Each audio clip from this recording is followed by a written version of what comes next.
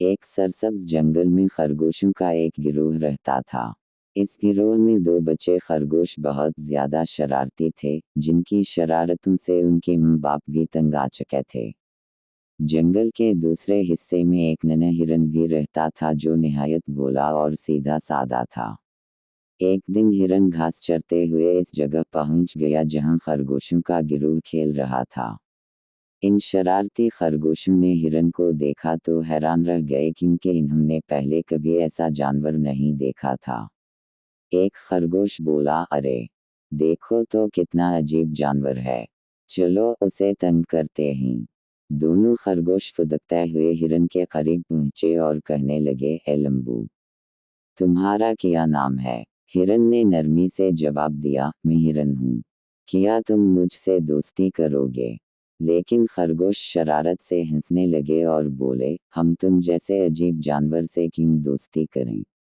तुम तो सीढ़ी जैसे पतले हो और मीनार जैसी गर्दन रखते हो। ये कहकर इन्होंने हिरन को तंग करना शुरू कर दिया। एक खरगोश ने दरख्त से पका हुआ सेब तोड़कर हिरन के सर पर दे मारा। हिरन बेचारा उदास होकर वहां से चला गया। कुछ दिन बाद इन खरगोशों ने सोचा कि वो जंगल में दूर तक सैर को निकलेंगे। दोनों सुबह सवेरे चुपके से अपने गिरोह से निकल पड़े और काफी दूर जा पहुंचे। उनकी शरारतें जारी थीं, लेकिन दोपहर को वो गर्मी से बचने के लिए एक दरख्त की शाख पर जा बैठे। दरख्त के नीचे एक शेर आराम कर रहा था।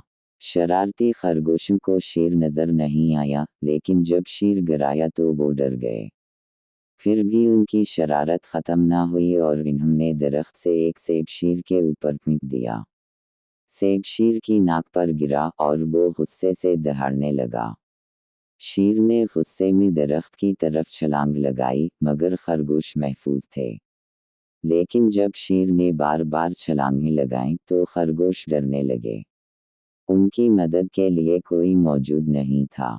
अचानक इन्हें एक आवाज सुनाई दी, घबराओ मत, मैं तुम्हें बचाऊंगा। इन्होंने ऊपर देखा तो वही हिरन नजर आया जिसे इन्होंने पहले तंग किया था। हिरन ने कहा, मेरी पीठ पर सवार हो जाओ, मैं तुम्हें यहां से ले चलता हूँ।